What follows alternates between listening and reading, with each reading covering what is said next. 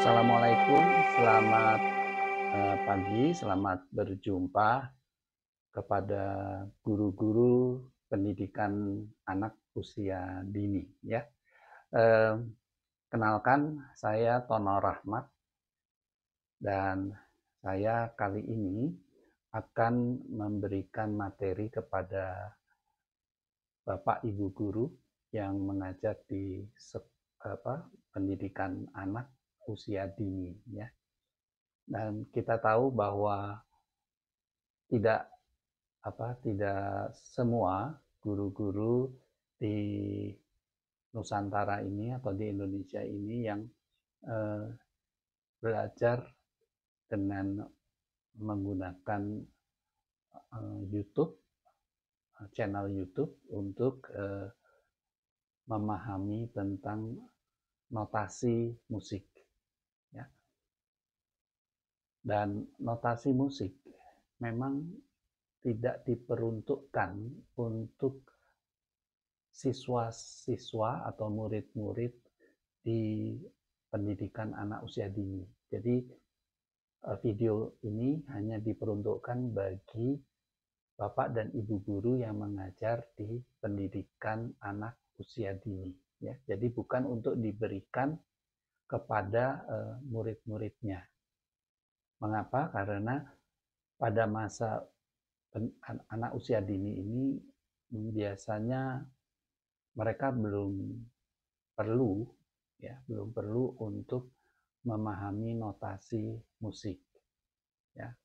Dan di pendidikan anak usia dini ini biasanya anak-anak itu hanya meniru, ya, meniru dari bapak ibu gurunya dalam bermain musik, ya, misalnya bernyanyi sambil bermain atau memainkan alat-alat musik sederhana gitu, tapi yang mengajarkan secara lisan adalah bapak ibu gurunya.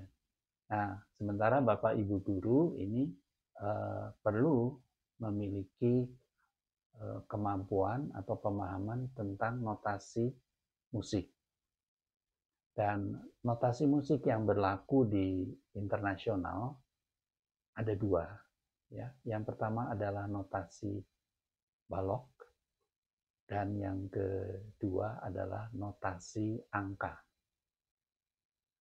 Notasi bukan untuk dinyanyikan, tapi dia sebagai catatan. Kalau dinyanyikan itu menggunakan yang namanya teori solfa, ya, atau solmisasi. Kalau umum dikenal di sini solmisasi. Misalnya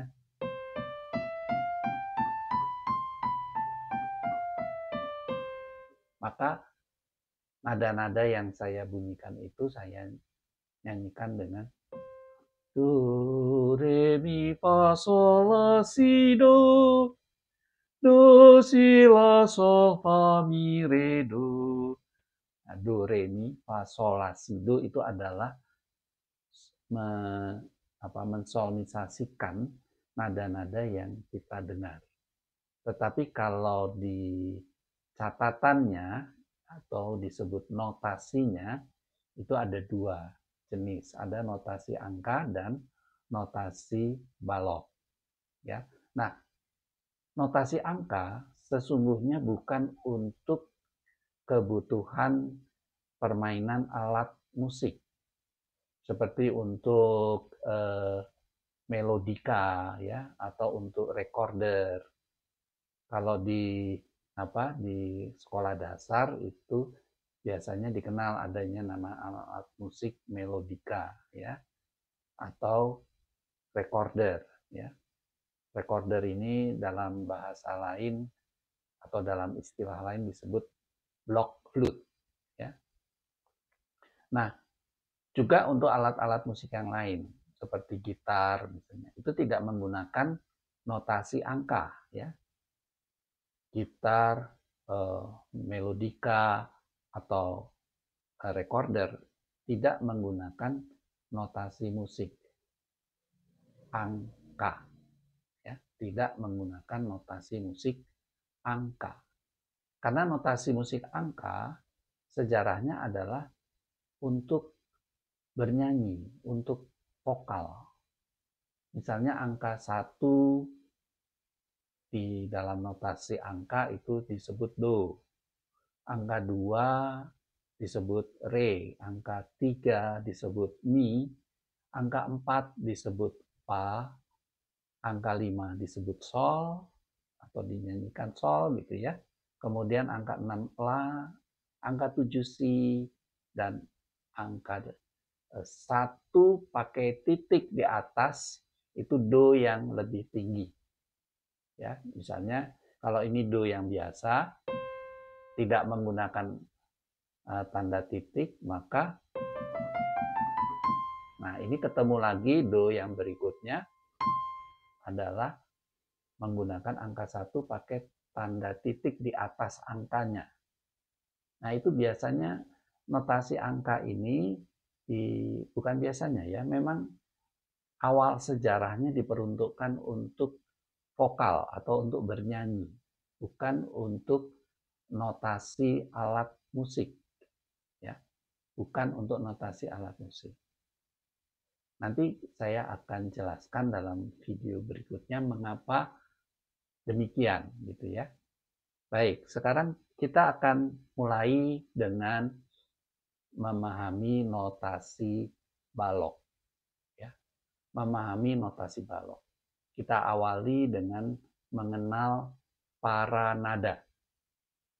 Para nada dalam beberapa buku berbahasa Indonesia yang lain kadang disebut sebagai balok not, ya, balok not, atau di dalam bahasa yang lain, dalam bahasa Indonesia biasanya di buku-buku yang dulu-dulu ya, yang lama-lama itu disebut sebagai sangkar nada.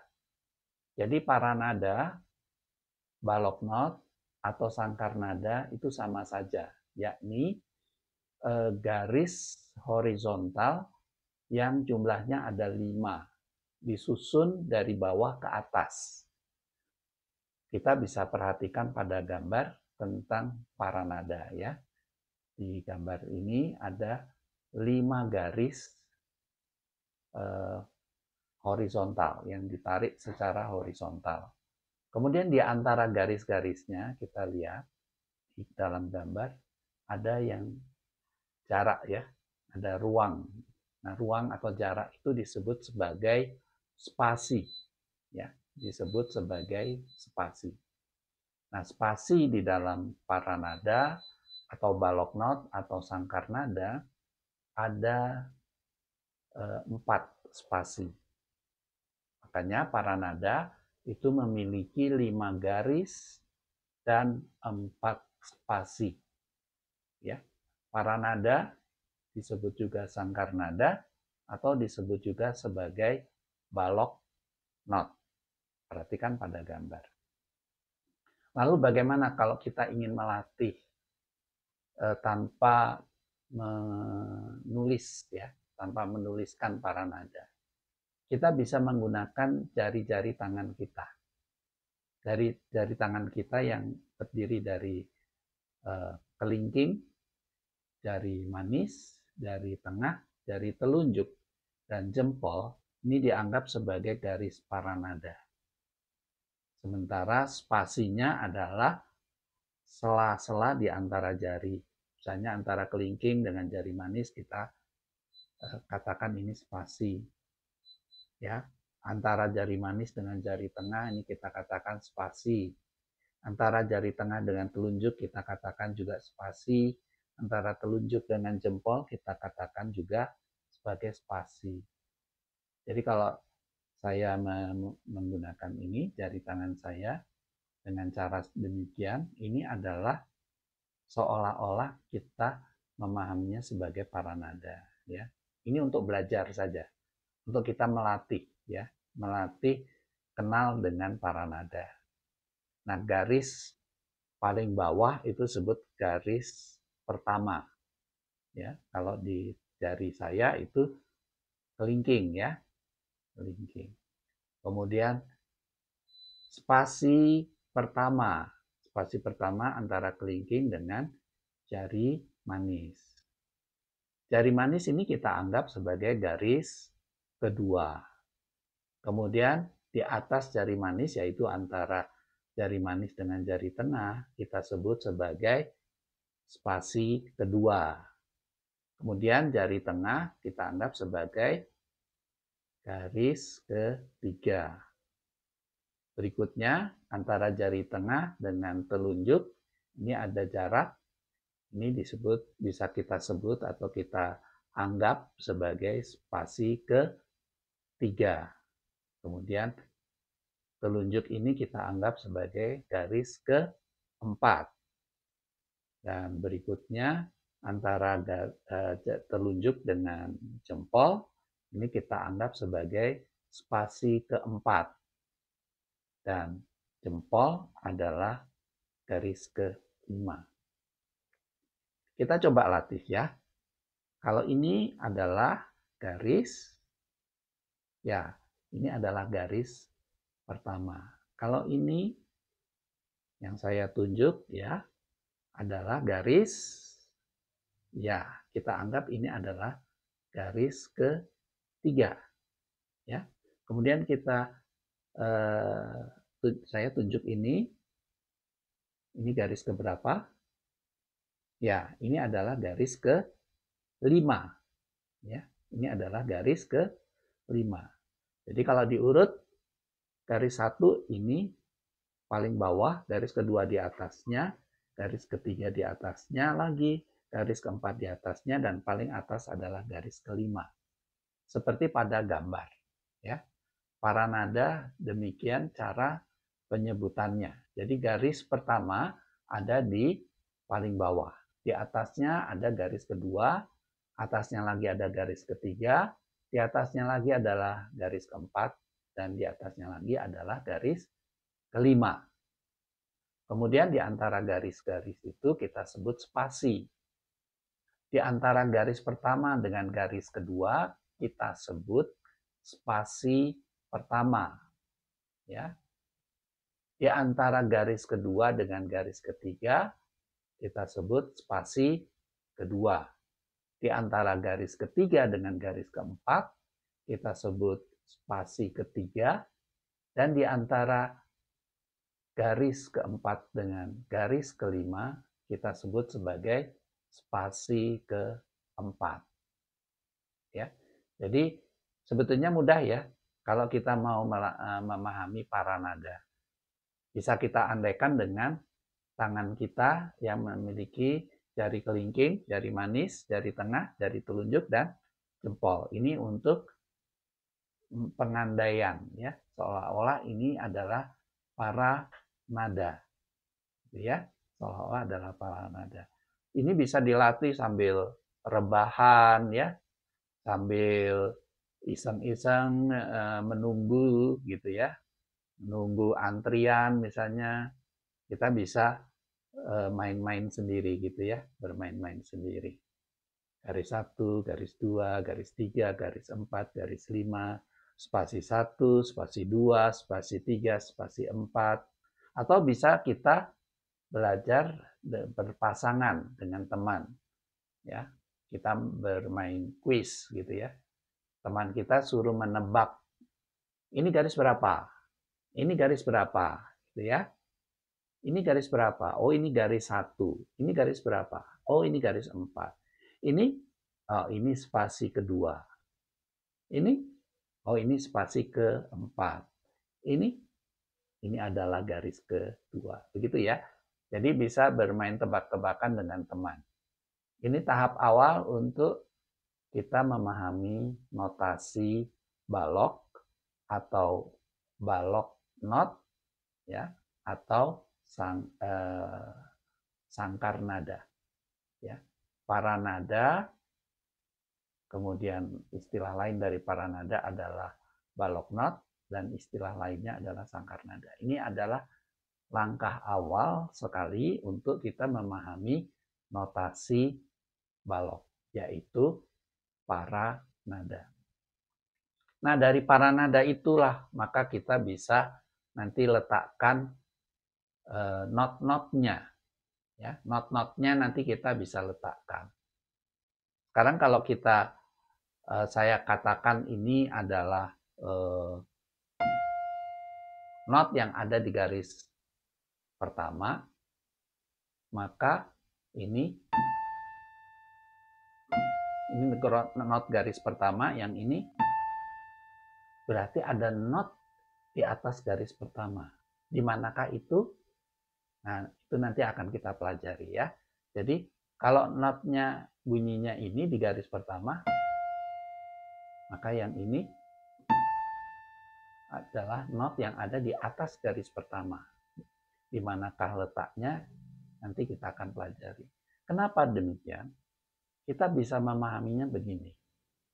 Kalau ini yang tadi ada di garis pertama, kemudian kita dengarkan baik-baik, ini bunyinya lebih tinggi. Bunyinya lebih tinggi daripada ini. Tuh kan, lebih tinggi ya. Ini yang ada di garis pertama. Kemudian kalau ini, berarti yang ini lebih tinggi bunyinya daripada yang ini. Maka meletakkan notnya tentu saja harus di atas dari not ini. Maka disebut ini adalah not yang lebih tinggi daripada not yang ini. Ya. Kita pahami misalnya tinggi itu di atas. Ya, tinggi itu ada di atas. Gitu ya. Misalnya kita andaikan rumah itu memiliki tingkat 5. Maka tingkat 5 itu lebih tinggi daripada tingkat 2. Maka posisinya kan tingkat 5 itu ada di atasnya tingkat 2. Karena dia lebih tinggi. Begitu juga ini kepada ini. Maka peletakannya nanti di paranada dia lebih tinggi daripada ini. Atau dengan kata lain, ini lebih rendah daripada ini. Peletakannya bagaimana? Ya, peletakannya nanti tentu saja kalau ini ada di garis kedua misalnya di paranada, maka ini lebih rendah daripada ini, maka peletakannya tentu saja ada di bawah not yang ada di garis kedua. Itu ya. Jadi memang itu hal yang sesuai dengan konsep tinggi rendah untuk not-not yang diletakkan di paranada. Jadi not-not yang diletakkan di paranada itu juga membantu kita untuk mengenal nada yang lebih tinggi atau yang lebih rendah ya, dengan kehadiran paranada. Nah, kalau kita bandingkan misalnya dengan notasi angka ya, yang memiliki simbol atau tanda angka 1, 2, 3, 4, 5, 6, 7, kita susah membedakan. Karena dia berada dalam garis yang sama, dalam jajaran yang sama, horizontal. Maka angka 1 dan angka 2, serta angka 3 dan seterusnya, pada notasi angka, seolah-olah tidak ada bayangan atau secara visual penglihatan kita tidak bisa membedakan mana yang lebih tinggi dan mana yang lebih rendah kalau dengan notasi angka. Oleh karena itu biasanya belajar musik dengan notasi angka seringkali menyebabkan solmisasi, do, re, mi, fa, sol, la, si, do, itu tidak dinyanyikan sesuai ketinggian atau kerendahan nadanya.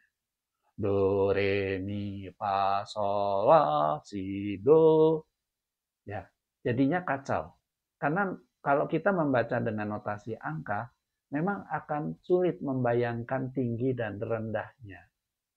Berbeda dengan notasi balok. Karena posisi notnya atau nadanya itu jelas. Oh, ini ada di atas. Oh, ini lebih rendah.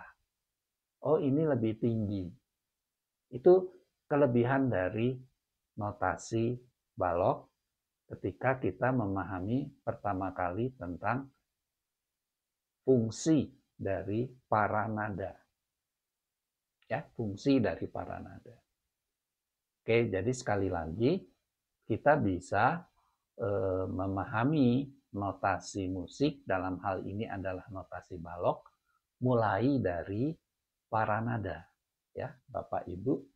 Jadi kalau untuk latihan kita bisa menggunakan jari tangan kita. Ya, jari tangan kita. Kelingking itu dianggap sebagai garis pertama, kemudian jari manis dianggap sebagai garis kedua, jari tengah dianggap sebagai garis ketiga, telunjuk dianggap sebagai garis keempat, dan jempol dianggap sebagai garis kelima. Sementara di antara jari-jari itu kita sebut sebagai spasi. Dihitung dari paling bawah spasi 1, kemudian spasi 2, kemudian spasi 3, kemudian spasi 4. Ya, ini adalah para nada. Sehingga kalau kita main nada-nada yang